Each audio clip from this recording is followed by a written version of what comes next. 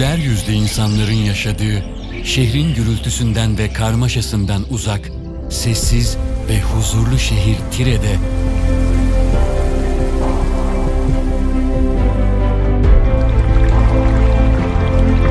yeni bir yaşam alanı doğuyor.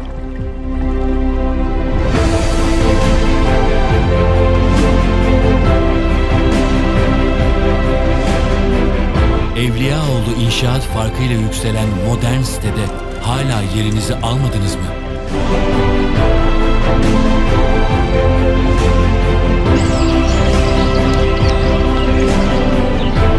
Doğa Park evlerimizi görmek için sizleri ofisimize bekliyoruz.